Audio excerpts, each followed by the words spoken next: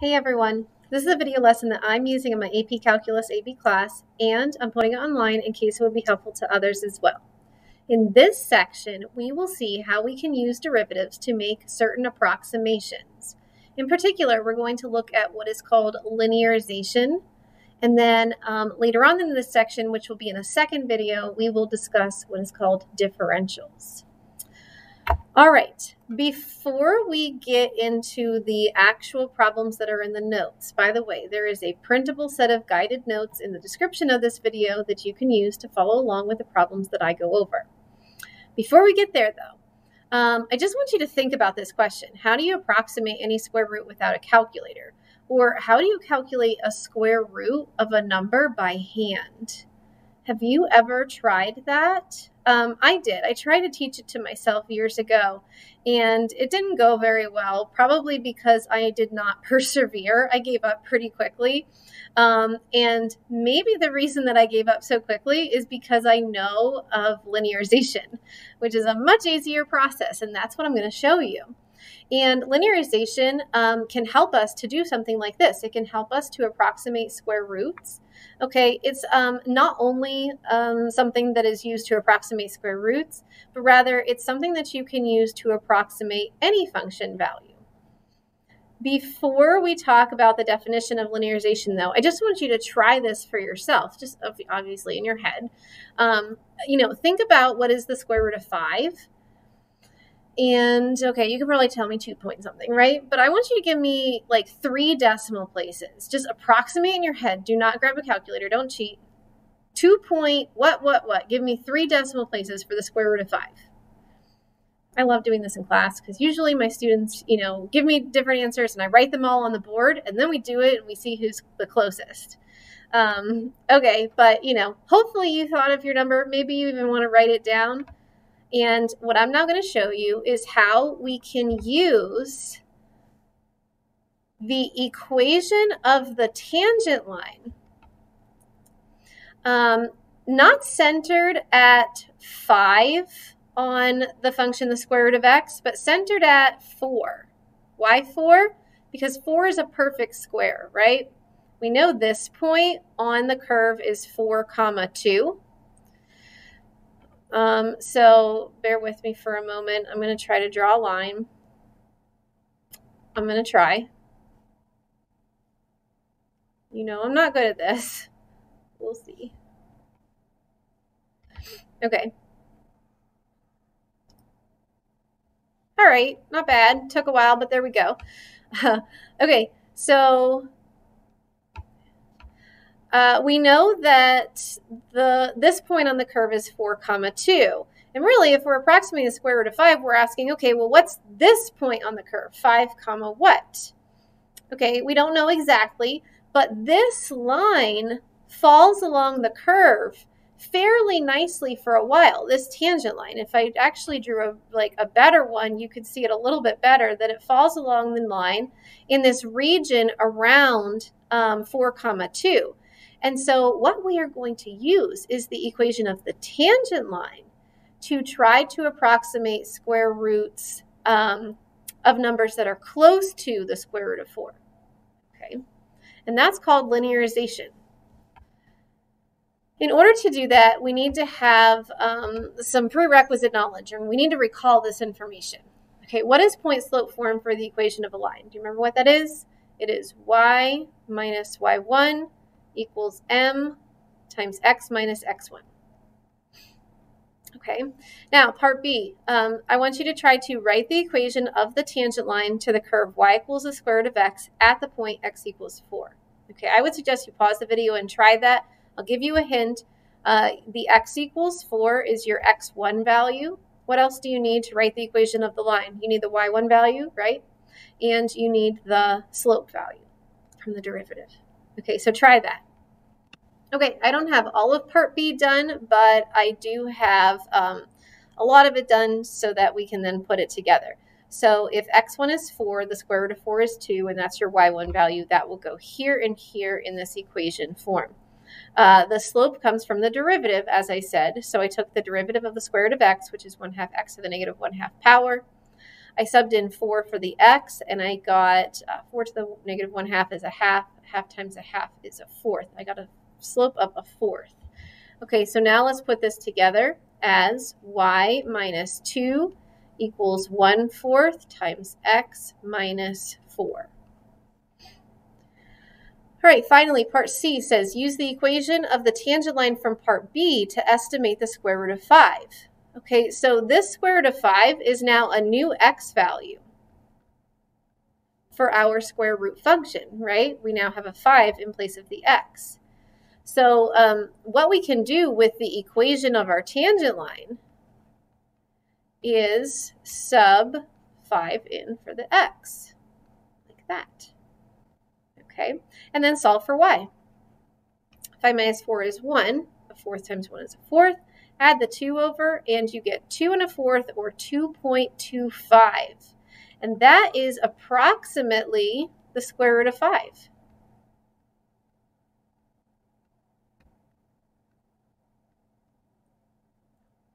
Yay! Guess what? You just did your first linearization problem. Linearization means using the equation of the tangent line to approximate function values. That's it. All right. I'm thinking we should now grab a calculator. And I know that I asked you to guess your square root of 5 to 3 decimal places, and this linearization is only giving us 2. But I think you're going to see that as we go into higher square roots, we can go to 3 decimal places easily. Okay, so take a look at this one. The square root of 5 in the calculator is 2.236. We got 2.25 from our linearization, so not bad. Okay. Now, actually, notice that the tangent line does not fall along the curve perfectly at x equals 5. And so that's why there is that little bit of difference in the actual value of the square root of 5 versus our approximated value. But as we are going to see with different examples, as you move further along the square root of x curve, those approximations actually get a lot better. Okay, before we get to them though, take a look at this definition of linearization. Okay, if you need to pause the video to write that down in your notes, go right ahead. It looks a little bit scary, and it doesn't sound much like what I had just described or did in the review, right? If f is differentiable, x equals a, then the equation of the tangent line, L of x equals f of a plus f prime of a times x minus a, defines the linearization of f at a. The approximation f of x is approximately equal to L of x is called the standard linear approximation of f of a. And x equals a is called the center of approximation. Okay, what I usually like to do now is I like to say, let's take our point slope, y minus y1 equals m times x minus x1 form. And let's solve it for y, meaning add this y1 over to their side. Let's put that y1 in front like this. We're allowed to do that, right? And then write this equation underneath.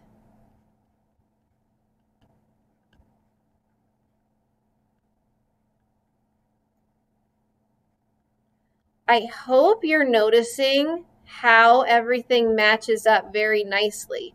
Y matches up with L of x. Y1 matches up with f of a. M matches up with f prime of a. X minus x1 matches up with x minus a. This is just showing the equation of a line in point slope form, just using L of x, f of x, and a notation instead of y, x, m notation. That's what you're seeing there. All right. Let's take a look at example 1 now, where we're going to use linearization to approximate the following roots: the square root of 123 and the cube root of 123. All right, so the first thing that you need to know is that we are not going to use the same equation that we used in the review to approximate the square root of 123. We're not going to use this equation. And that is because this equation does not have a very good center of approximation to approximate the square root of 123. Okay, the first thing that I'd like to do here is define what function are we working with here. Because again, linearization approximates function values, so you need to have your function defined. Our function is the square root of x. So I'm going to define the function as y equals the square root of x. The next thing that you want to define is your center approximation. Okay, that was like the x equals a part of the L of x formula. And so for this square root, let's pick a perfect square that is close to 123. That's 121, right? That's the x value. The y value would come from the square root of 121, which is 11. Now, I prefer y minus y1 equals m times x minus x1 notation. So I'm just going to keep using that instead of the L of x, f of x notation. Okay. And so what I like to do next after I find my center approximation is define it as the x1, y1 that I will fill in here and here. Now let's take the derivative. I'll write y prime, which is again 1/2 x to the negative 1/2, or it could be written as 1/2 times the square root of x. And we will use the derivative with the center's x coordinate, like that, to get the slope of our tangent line. Okay, the square root of 121 is 11. Negative means it goes in the denominator. Multiply with the 2. We got a slope of 1/22. So the linearization equation, or the equation of the tangent line that we're going to write, is y minus 11 equals 1/22 times x minus 121. You could add that 11 over. That would be a good idea.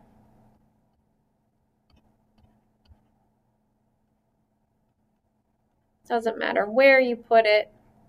It works anyway. All right, finally, to approximate the square root of 123,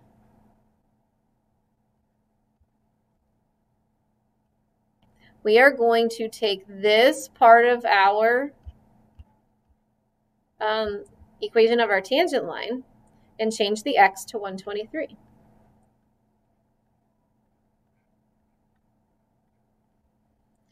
Okay, so let's see. 123 minus 121, that is 2. 2 times 1/22 is 1/11. So the square root of 123 is approximately, whoops, I already wrote the approximately symbol.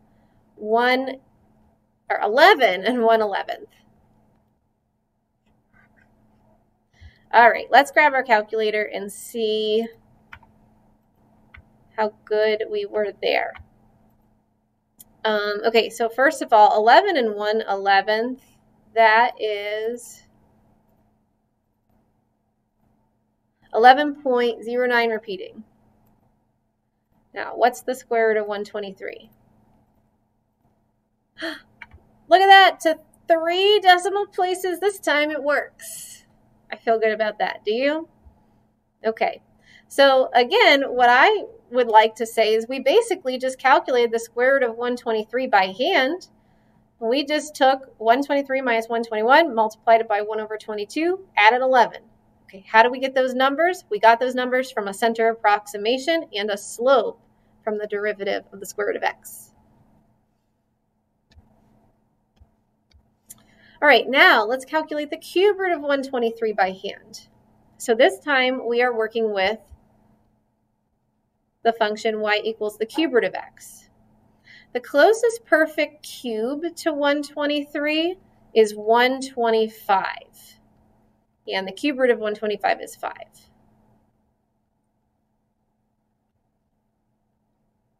There's your x1, y1. Now take the derivative. That's 1/3 x to the negative 2/3 power to calculate the slope.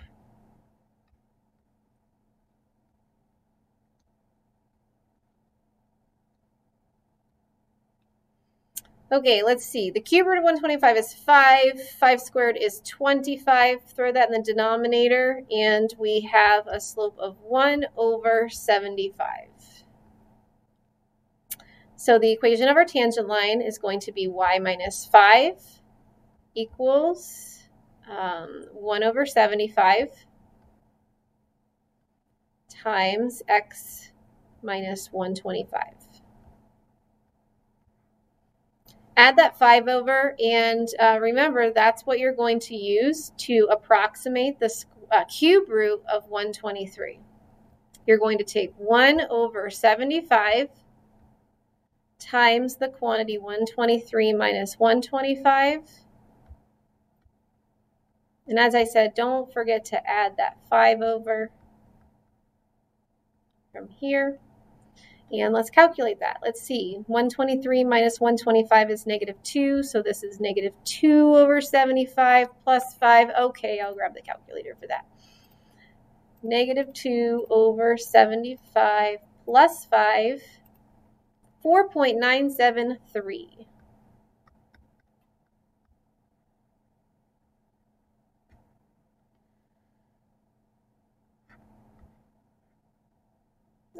I clicked.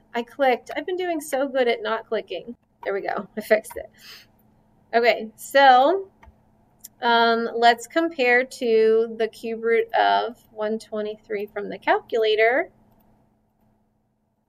And look at that, 4.973. Isn't it amazing? I just think it's amazing. All I needed to do by hand to calculate the cube root of 123 is subtract 125, multiply by 1 over 75, and add 5. That's all. That's all you got to do for that one. I think linearization is fun. What can I say? All right, so now there's a U-try, and as usual, I think that you should at this point pause the video and try it, and then come back and see the answer. I'm going to pause the video too. All right, and I lost on my calculator. Look at that. Taking the square root of x function, centering at 81,9.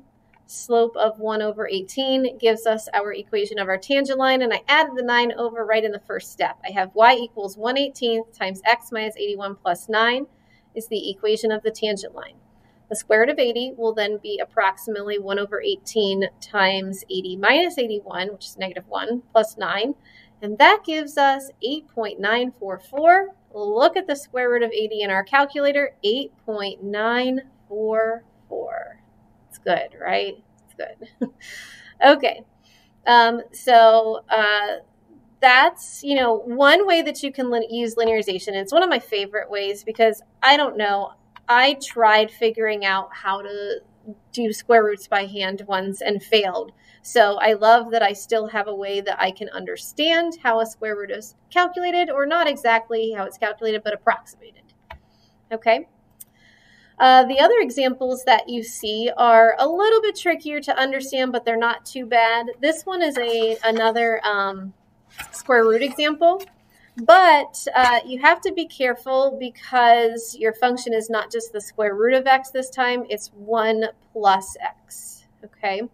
And so, how we're going to approximate the square root of 1.02, we have to be careful of because of this additional 1 in our square root here, okay?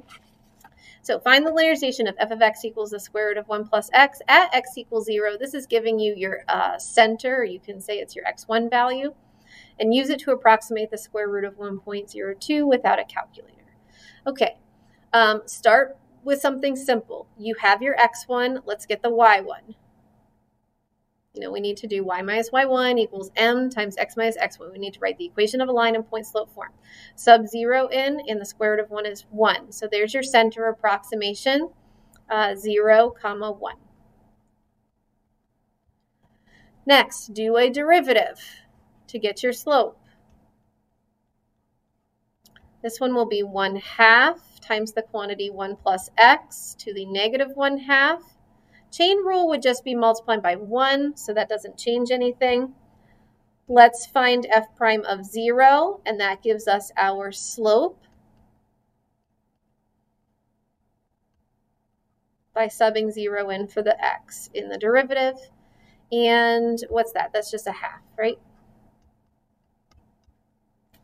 So the equation of the tangent line is y minus 1, or I could add that 1 over. It could be y equals 1/2 times x minus 0. That's just x, right? Plus 1.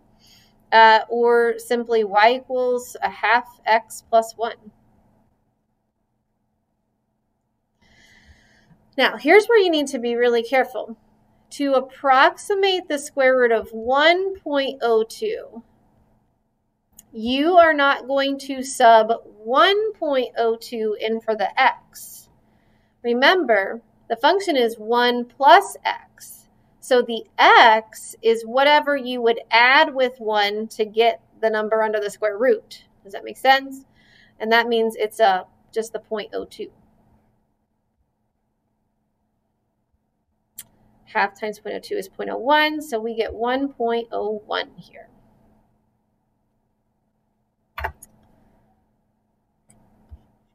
All right, finally, use a calculator to determine the accuracy of the approximation. So what we can do here is we could say the percent error. Do you remember calculating percent error? I have it written out like this. I have what I got, my approximation, minus the actual answer, which I'll just call 1.02, or square root of 1.02 for now. Put that in absolute values in case it's negative. And then I divide by the actual answer, which again, I'm just going to say is the square root of 1.02. Multiply by 100, and that will give us our percent error. Okay, from here, I can just go to the calculator. And let's take 1.01 minus the square root of 1.02. Okay, it's a really small number. I'm going to divide by the square root of 1.02 and multiply by 100. Okay, and let's just call that 0.005% error. That's what we got. Yay! Okay, finally, the last example is one where we are not doing a square root or cube root or any root. We're going to look at a different function. We're going to look at the cosine of x function.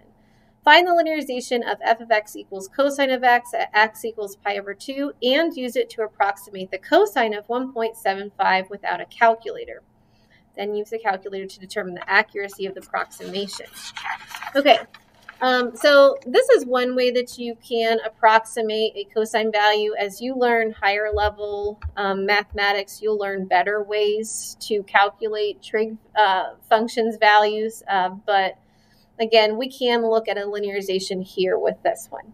All right, again, start with something simple. This is your the beginning of your center approximation. X1 is pi over 2. Let's find y1.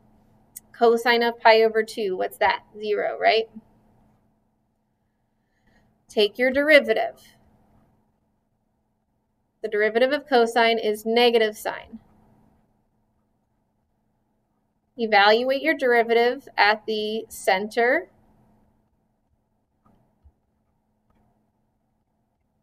And that gives you your slope, right? Which is -1. Okay, so now you have everything to do your linearization. Remember, it's just the equation of the tangent line. Sometimes I have students freeze up and they say, I have no idea what to do. Write the equation of the tangent line.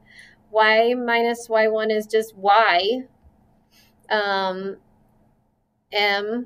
times x minus x1. Or in this case, it's going to be y equals -x plus pi over 2. Finally, if we're trying to approximate cosine of 1.75, we can do that with -1.75 plus 1.57. Pi over 2 is 1.57 to 2 decimal places. Okay, let's just leave it pi over 2. Okay, and from here, you know, grab a calculator if you want to. That is negative 0.179.